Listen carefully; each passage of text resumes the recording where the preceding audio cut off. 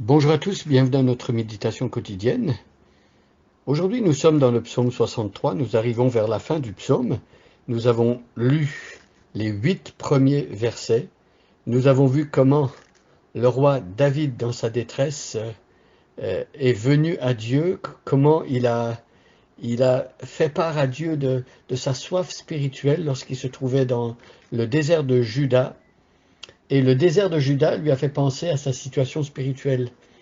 Autant il a pu avoir chaud et avoir soif lorsqu'il était dans ce lieu aride, autant il a pris conscience de son besoin de se désaltérer à la source qui est Dieu lui-même, son Dieu. Et il a exprimé sa soif à Dieu, il a prié et Dieu l'a désaltéré. Je lis les 8 premiers versets de ce psaume et aujourd'hui nous allons nous attarder au verset 9. Ô Dieu, tu es mon Dieu, je te cherche, j'ai soif de toi.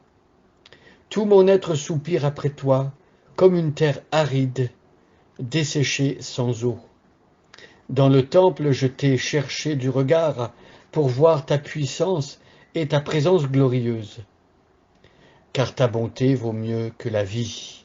Je proclamerai ta louange toute ma vie, je te remercierai en levant les mains vers toi. Je dirai que tu es le Dieu vivant, je dirai qui tu es, je serai comblé, comme rassasié des meilleurs morceaux. Je laisserai exploser ma joie, je t'acclamerai. Quand je suis couché, je me souviens de toi, je pense à toi pendant les heures de la nuit. Tu es venu à mon secours, à l'abri de tes ailes, je crie ma joie. Et aujourd'hui, nous méditons sur le verset 9. Je suis attaché à toi de tout mon être, et ta main droite est mon soutien. David affirmait qu'il était attaché à Dieu de tout son être. La question se pose pour nous aujourd'hui, comment pouvons-nous être attachés à Dieu? Qu'est-ce qui nous lie à la personne de Dieu? Eh bien, la Bible dit tout simplement que c'est la foi en Jésus-Christ. Jésus-Christ vient faire le pont, la passerelle entre Dieu et nous. Avant de connaître Jésus-Christ, avant de recevoir son salut, il y a un gouffre infini entre Dieu et nous à cause du péché que nous avons fait, parce que nous sommes de nature pécheresse et que les yeux de Dieu sont trop purs pour voir le mal. Il y a donc une séparation entre Dieu et nous. Mais David, lui, il dit qu'il y a une relation entre lui et Dieu, que le gouffre a été comblé. Bien sûr, par anticipation. David, par la foi, parce qu'il a cru aux promesses de Dieu, parce qu'il a cru au Messie à venir, d'ailleurs qui va s'appeler le fils de David, eh bien David déjà jouit, même à son époque, dans l'Ancien Testament et dans l'Ancienne Alliance, David jouit de cette relation avec Dieu et il dit « Je suis attaché à toi de tout mon être ». Combien David montre cette ferveur qu'il y a dans son cœur. Il est attaché à Dieu de tout son être. Est-ce que cela veut dire qu'il est parfait? Non.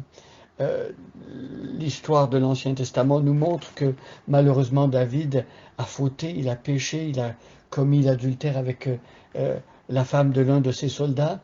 Il a fait mourir ce soldat en question. Il a voulu faire croire que cette femme qui était tombée enceinte, il aurait voulu faire croire que c'était son mari qui l'avait mis enceinte. Or, le mari n'a pas voulu coucher avec sa femme pendant que le peuple de Dieu était au plus fort des combats. Et David a donc fait mourir cet homme-là. Donc il a péché, David n'est pas parfait, David a fauté, mais il est quand même attaché à Jésus et à Dieu. Comment peut-on continuer à être attaché à Dieu lorsque nous péchons, lorsque nous fautons? Eh bien, le Nouveau Testament nous enseigne que si nous avons péché, nous avons un avocat auprès de Dieu qui est Jésus-Christ, qui est une victime expiatoire pour nos péchés. Si nous confessons nos péchés, Jésus est fidèle et juste pour nous les pardonner et pour nous purifier de toute iniquité. Donc, il est possible de continuer à être attaché à Dieu, même lorsqu'on a fauté, lorsqu'on se repent avec humilité lorsqu'on vient à Dieu en avouant sa faute. Euh, il ne faut pas essayer de dissimuler, de cacher les péchés qu'on a fait devant Dieu, puisque Dieu, il nous voit déjà, il connaît tout de nous, il voit, il lit dans notre cœur. Il suffit simplement de venir à lui dans l'humilité, en reconnaissant que nous avons désobéi. Alors pour savoir si on obéit ou pas à Dieu, eh bien, il faut être sensible à ce que la parole de Dieu dit, la Bible. C'est la Bible qui nous montre quelle est la volonté de Dieu, qu'est-ce que Dieu aime et Dieu n'aime pas. Et lorsqu'on est un enfant de Dieu, nous sommes aussi habités par le Saint-Esprit, la troisième personne de la Trinité, et c'est lui qui va nous convaincre au plus profond de notre être de péché, de justice et de jugement. C'est lui qui va nous faire voir quand on a péché. Donc il s'agit d'être sensible à ce que la Bible dit, à ce que la présence de Dieu en nous nous montre, parce que soyez-en certains, si vous appartenez à Dieu et que vous péchez, vous allez attrister le Saint-Esprit de Dieu qui habite en vous, et vous allez perdre votre joie, vous n'allez pas vous sentir bien, et, et c'est Dieu qui a voulu cela, c'est Dieu qui permet que notre esprit soit attristé quand on pêche, afin qu'on s'empresse d'aller vers lui et de confesser nos fautes, de tout lui dire. Et le Seigneur ne va pas attendre des jours et des jours, des heures et des heures avant de nous pardonner, c'est instantané. Aussitôt que nous lui disons nos fautes, il les pardonne. D'ailleurs, dans l'exemple qu'on a pris tout à l'heure, en parlant du péché de David avec Bathsheba et du meurtre qu'il a fait commettre en envoyant Uri, le mari de cette femme, à la mort, aussitôt que le prophète Nathan a challengé David, il a confronté avec son péché, David a avoué et aussitôt il a été pardonné.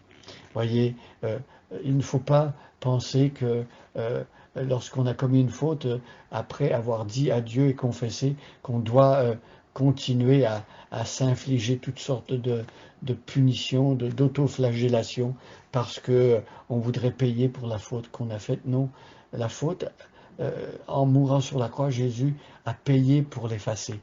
Donc, la facture a déjà été payée, notre dette a été payée, nous pouvons être libres de tout péché et jouir de cette communion avec Dieu en permanence. Je suis attaché à toi de tout mon être, ta main droite est mon soutien. David sait qu'il est soutenu par la main droite de Dieu.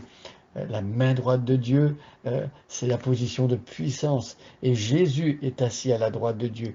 Et David se sait soutenu par son Dieu dans ses combats et même dans ses afflictions. Alors venons à Dieu et comprenons qu'il pardonne nos fautes. Restons en communion avec lui. Et si nous avons fauté, soyons empressés de venir confesser les fautes pour retrouver cette communion avec lui. Bonne journée à chacun et à chacune, et soyez bénis.